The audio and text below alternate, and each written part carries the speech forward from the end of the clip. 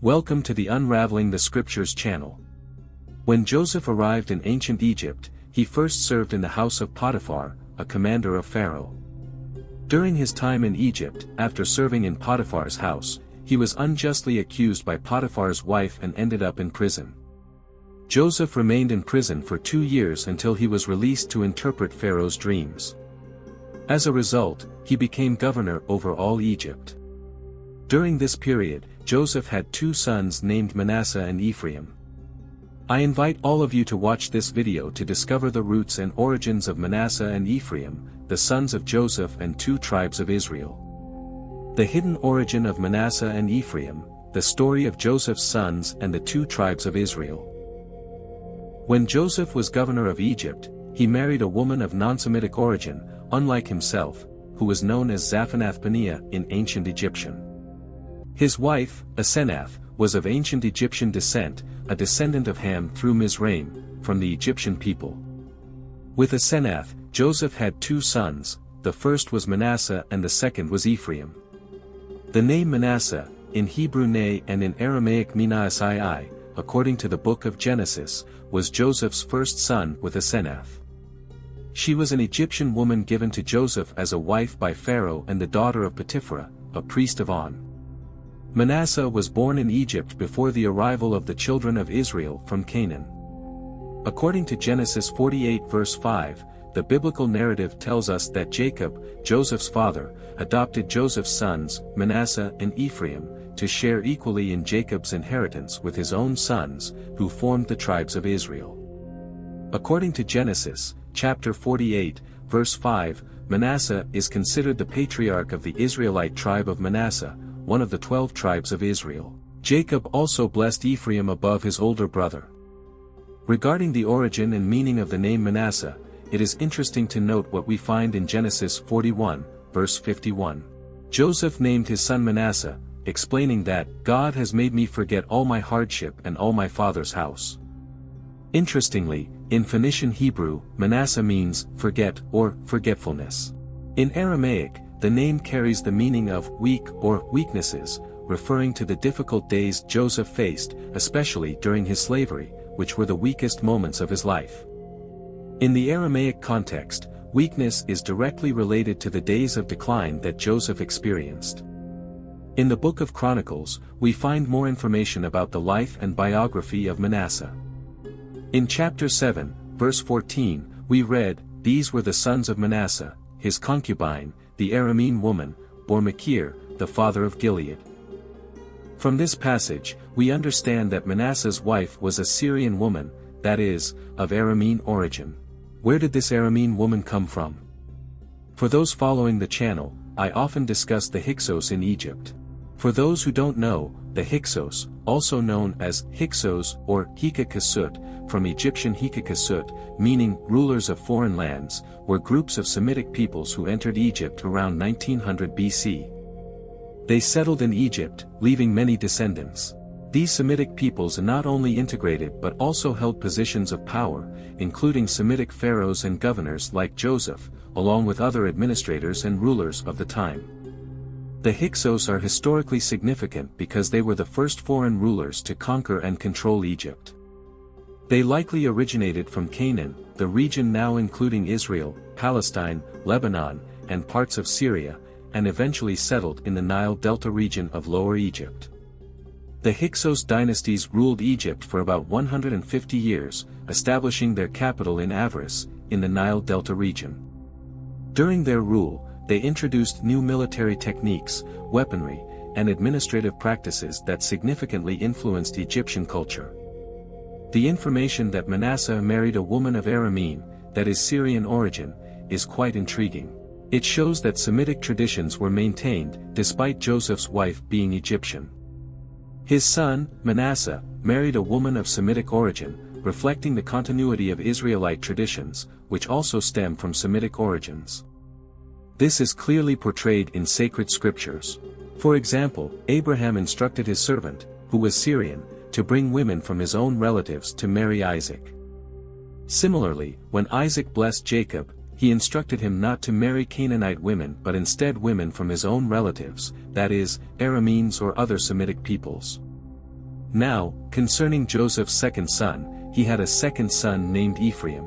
According to the book of Genesis, Ephraim's mother was Asenath, making him Manasseh's brother and Potipharah and Jacob's grandson.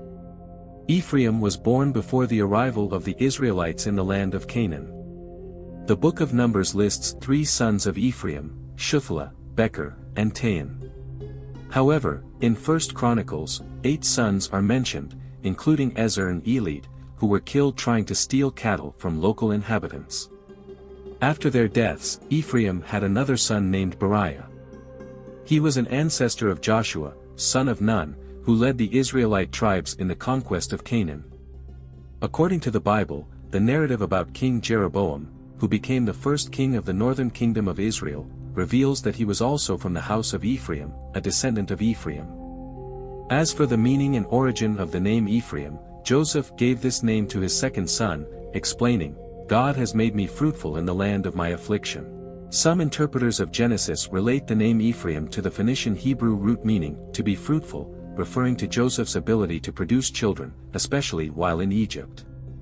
Therefore, the name Ephraim can mean, "I will be fruitful." Another meaning of the name Ephraim comes from the Assyrian-Babylonian language, Akkadian, and it offers an interesting interpretation in the context of the verse where Joseph names Ephraim. This interpretation derives from the terms epu plus rim, resulting in Ephraim, which could mean, the grace of the Most High, or graced by the Most High. This Assyrian-Babylonian meaning makes more linguistic sense, considering Joseph's native Semitic culture. In Semitic cultures of antiquity, the life of a man of Semitic origin deeply valued prosperity through offspring, with having many children being one of the greatest indicators of success and blessing. Ancient Semites placed extreme importance on the ability to generate numerous descendants. The eventual precedence of the tribe of Ephraim is an intriguing theme, especially considering the narrative of Jacob, blind and on his deathbed, blessing Ephraim before Manasseh. Although Manasseh was the firstborn and traditionally the one to be blessed first, Jacob blessed Ephraim first, which is quite curious. The text describing this blessing mentions the word shekel, which classical rabbinic literature interprets in various esoteric ways. Some rabbinic sources associate shekel with mind or wisdom, indicating that Jacob was fully aware of whom he was blessing. Other rabbinic sources suggest that shekel implies Jacob was transferring the primacy from Manasseh to Ephraim. Yet other sources interpret shekel as a symbol of Jacob's power to instruct and guide through the Holy Spirit. These interpretations showcase the depth of the narrative and the complexity of Semitic traditions and beliefs, where Jacob's blessing reflects both divine wisdom and a reconfiguration of the destiny of the tribes of Israel. In classical rabbinic sources, Ephraim is described as modest and selfless. These texts assert that his modesty and selflessness were so profound that Jacob prophesied Ephraim should have precedence over Manasseh, his older brother. According to these sources, Jacob was considered righteous enough for God to uphold the blessing in his honor, making Ephraim the leader of all the tribes. This can be seen as a foreshadowing of Joshua, who would later lead all the tribes.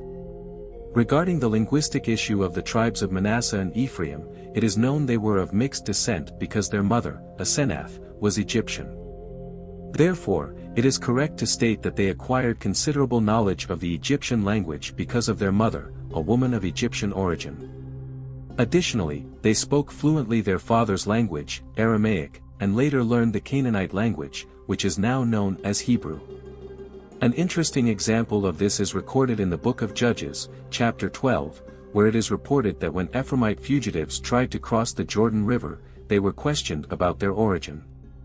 If identified as Ephraimites, they were asked to pronounce the word Shibboreth. However, due to their Egyptian heritage, they could not pronounce it correctly, using the form Sibboleth.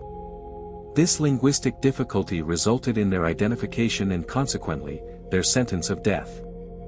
This can be interpreted as a linguistic legacy of the Ephraimites, influenced by their Egyptian origin, affecting their pronunciation of the Phoenician or Hebrew language. In my sincere opinion, this indeed refers to the regional dialects present in the language of Canaan, within each tribe of Israel. As we know and understand the Hebrew language, we know that it was the language of the Israelites since the book of Judges, chapter 3, when they began to intermingle with the Canaanites. From then on, they adopted their own Canaanite dialect. In my view, this is simply a regional way of speaking, and the Ephraimites were condemned for not being able to pronounce the word Shibboleth correctly in Phoenician Hebrew, thus revealing their origin through the local dialect. I hope you enjoyed the video. If you've made it this far, please like and share this video with others interested in the history of the sons of Joseph, Manasseh, and Ephraim. May God bless you, and see you soon.